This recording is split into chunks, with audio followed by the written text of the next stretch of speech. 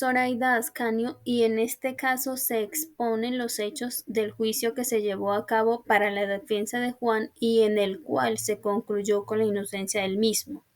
Sin embargo, en el transcurso del juicio no se evidencia la defensa de las dos partes implicadas en el conflicto. Teniendo en cuenta lo abstracto de este caso, se plantearán algunos puntos de vista diferentes. De acuerdo con esto, a continuación se postulan los hechos. Hechos del caso. En un pequeño pueblo, un individuo llamado Juan se encontraba en su hogar cuando fue atacado por un intruso que irrumpió en la propiedad con intenciones de robo. Juan, alarmado por la presencia del intruso, intentó alejarlo de su casa utilizando la fuerza necesaria para proteger su seguridad y la de su familia. Durante el enfrentamiento, Juan logró neutralizar al intruso y llamó a la policía para informar sobre el incidente. Bien, ahora las pruebas. El abogado José, un experto en defensa penal, representó a Juan durante el juicio que se llevó a cabo a raíz del incidente. Durante la investigación policial se recolectaron pruebas que respaldaban la versión de Juan y demostraban que el intruso ingresó ilegalmente a la propiedad representando una amenaza para la seguridad de Juan y su familia. Testigos presenciales corroboraron la versión de los hechos presentada por Juan, confirmando que éste actuó en legítima defensa para protegerse a sí mismo y a sus seres queridos. Bien, basándonos en los hechos y las pruebas para exponer por qué la conducta del abogado fue ética y por qué no lo fue, que es de lo que se trata este podcast, tendremos en cuenta que los abogados deben utilizar las herramientas necesarias para actuar de forma eficaz y evitar demoras en los trámites procesales. Por eso, el hecho de que el abogado José haya planteado las pruebas de manera oportuna determinó que la sentencia se diera a favor de Juan.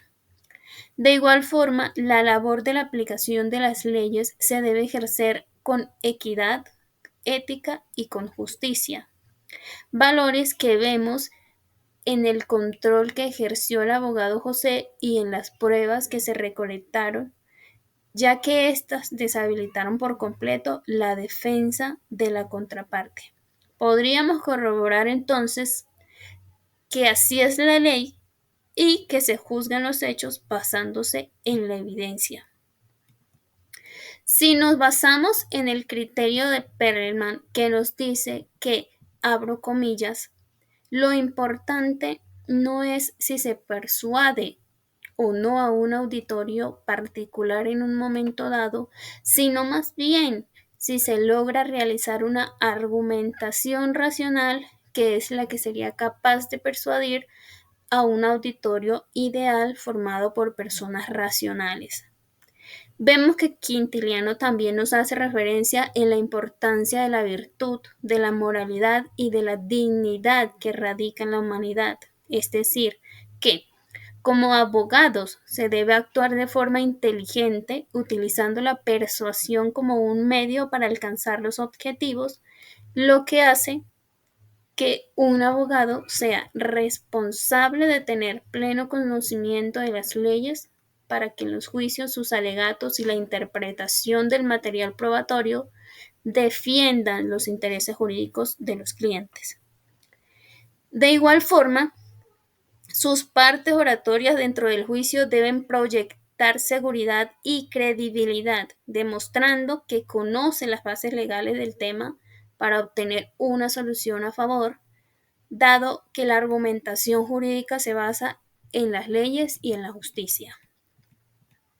Bien, entonces el abogado José defendió a Juan bajo unos criterios objetivos, teniendo en cuenta las circunstancias, el lugar y principalmente la peligrosidad del ataque y del agresor. Podemos ver que expuso los argumentos necesarios para demostrar que la víctima actuó en legítima defensa para defenderse de una agresión real e inminente. Como vemos, Juan actuó de manera racional y proporcional para protegerse y a su familia.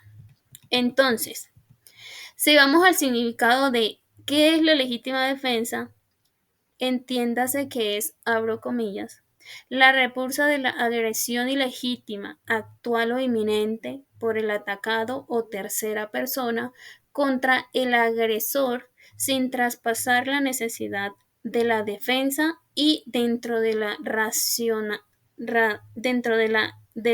racional, proporción de los medios empleados para impedirla o repelerla.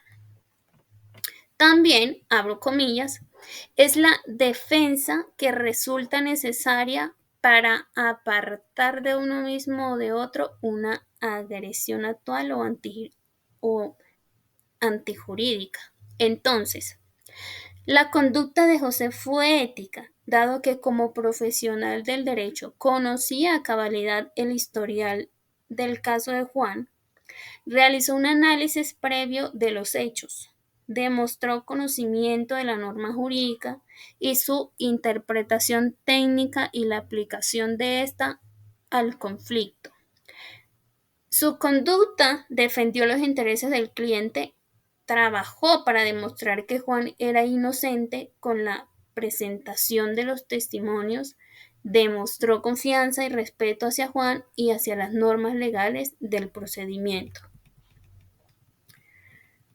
Como vemos, el abogado José trabajó con la pericia suficiente que deben tener los profesionales jurídicos, su conocimiento y habilidad para recolectar las pruebas durante la investigación y sus argumentos de que Juan actuó en legítima defensa de manera razonable y proporcional, le permitieron ejercer de manera íntegra y directa en la situación, lo que hace que su labor destaque. Vemos que en el artículo 24 del Código Penal colombiano nos dice que, abro comillas, la conducta es preterintencional cuando su resultado, siendo predecible, excede la intención del agente, cierro comillas. Por tanto, vemos que Juan no excedió los medios utilizados para protegerse del agresor. Ahora, si nos dirigimos a un corto texto del libro de la ética de los profesionales juristas, nos dice que los profesionales del derecho deben cumplir con ciertos principios comunes como lo son los principios de beneficencia, justicia, responsabilidad y autonomía, los cuales fundamentan éticamente el proceder del profesional del derecho en los casos respaldados por ellos. Por tanto, el abogado José demostró que su conducta fue ética y no se dejó llevar por artilugios antijurídicos para establecer la defensa de Juan. Ahora, tenemos otro alegato en base a las pruebas recolectadas para el caso. Durante la investigación policial, en donde se enfatizó que recolectaron las pruebas que respaldaban la versión de Juan y que demostraban que el intruso ingresó ilegalmente a la propiedad, representando una amenaza para la seguridad de Juan y su familia. También los testigos presenciales corroboraron la versión de los hechos presentada por Juan, pero me gustaría que mantengamos la mente abierta ante la versión de la contraparte.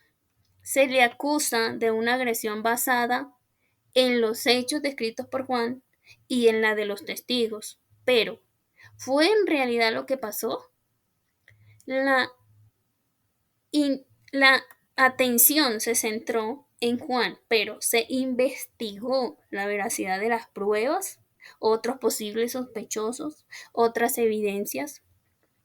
Bueno, las pruebas presentadas en el juicio por la defensa de Juan podrían estar manipuladas para respaldar su versión. Podrían haber falta de transparencia en la versión de los testigos y podría el abogado José haber utilizado este juicio como un medio para obtener algún beneficio. Entonces, Como abogada del supuesto agresor, podría argumentar que mi cliente no tenía la intención de agredir a Juan, dado que solo fue uno de los testigos del hecho y resultó siendo el victimario porque así lo describen las pruebas. Sin embargo, podríamos investigar el historial de Juan y encontrar que tiene antecedentes de alcoholismo y que esta adicción hace que actúe de forma agresiva y pierda la noción y claridad de la realidad. Entonces, señores del jurado, ¿por qué los testigos se interesan en corroborar la versión de Juan? Está claro que son personas que tienen una relación estrecha con él y que no testificarían a favor de mi cliente a quien apenas conoce. Entonces, revisemos los hechos. El supuesto agresor se acercó a la casa de Juan para pedir ayuda, dado que su pequeña hija se encontraba en casa enferma. Al no tener relación ninguna con esta persona, o con alguna persona en el vecindario, decidió acercarse a la opción más lógica, lo que desencadenó este malentendido. Ahora, las pruebas, las cámaras de su auto, la cual dejaron pasar por alto en la investigación policial, la historia clínica de la pequeña que muestra el estado de salud a la fecha y la hora en que se desarrollaron los hechos. Entonces, si hablamos de justicia, ¿es justo que se condene a un inocente por estar en el momento equivocado y por estar con las personas equivocadas? ¿Qué harían si un día están en el lugar de mi cliente? ¿Podrían sentirse confundidos y vulnerables o podrían ser culpables? Señores, se dice que entró con intenciones de robo. ¿Dónde están las pruebas? ¿Los testigos vieron que tenía en las manos algún objeto que amenazara la vida de Juan? ¿O algún objeto robado, arma o la cara cubierta? Bajo esta lógica, no podemos juzgar la culpabilidad de una persona y podría incurrir en una falta legal por distorsión de la veracidad del material probatorio. Teniendo en cuenta estos alegatos, la conducta del abogado José podría no haber sido ética. ¿Por qué? Porque la justicia se basa en defender los derechos de los más débiles con justicia, con honestidad y sin ser objetos de favoritismos. El hecho de no respetar la ley y de usar esta sin equidad hace que el orden social de las cosas pierda validez. La discriminación ante la ley hace que no se lleve a cabo una mediación de los conflictos. Por el contrario, se altera el ordenamiento de las cosas. A veces, una conducta antiética se ve reflejada en la compra de testigos, en la manipulación de las pruebas, en la irregularidad del proceso. Bien, hay que decir que no todos los que reciben la formación académica para abogados tienen la vocación para ser realmente personas comprometidas con la aplicación del derecho. La ética profesional se establece en unos principios que orientan a la persona en la forma en que regula su conducta para que construya una base sólida para la toma de decisiones y la aplicación en situaciones que requieren de cierto criterio de moralidad para la resolución de los problemas. Bien, en este caso, o en el caso de los abogados, la deontología jurídica es muy importante para establecer la buena conducta del ser integral.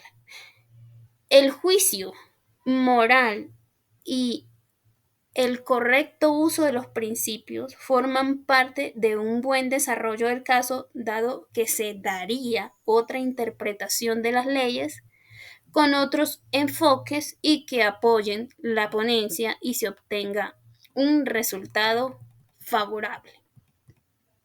Bien, teniendo en cuenta las dos posturas en cuanto al caso expuesto y a la postura del abogado José frente a su conducta, Se establece que la solución del juez, basándose en el material probatorio, está dentro de las causales legales para determinar la inocencia de Juan. Por tanto, la legítima defensa es una figura jurídica que exonera de responsabilidad penal a una persona que, actuando en defensa de un derecho propio o de un tercero, reacciona ante el posible peligro real o inminente, y que en este caso normalmente sería reprochado o juzgado penalmente, siempre y cuando no se cumplan con algunas condiciones y requisitos específicos. Entonces, si no vamos a la norma, en el artículo 32 del Código Penal se establece que no habrá lugar a responsabilidad penal si se cumplen con ciertos requisitos, los cuales son que en los eventos de caso fortuito que sean de fuerza mayor, que se actúe con el consentimiento validante emitido por parte del titular del bien jurídico en los casos en que se puede disponer del mismo, que se obre en estricto cumplimiento de un deber legal, que se obre en cumplimiento de orden legítima de autoridad competente emitida con las formalidades legales, que se obre en el legítimo ejercicio de un derecho, de una actividad lícita o de un cargo público. De igual forma, el parágrafo nos dice que en los casos del ejercicio de la legítima defensa privilegiada, la valoración de la defensa se deberá aplicar un estándar de proporcionalidad en el elemento de racionalidad de la conducta.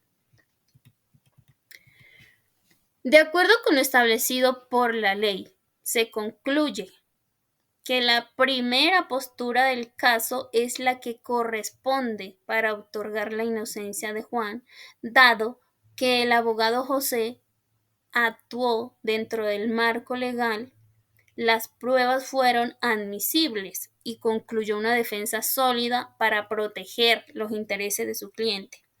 El abogado, como un defensor legal, debe respetar la ley y debe actuar con ética profesional, y los roles de las partes involucradas tienen plena responsabilidad de exponer las necesidades de las partes para que haya un juicio justo. Bien, hasta aquí mi podcast. Muchas gracias.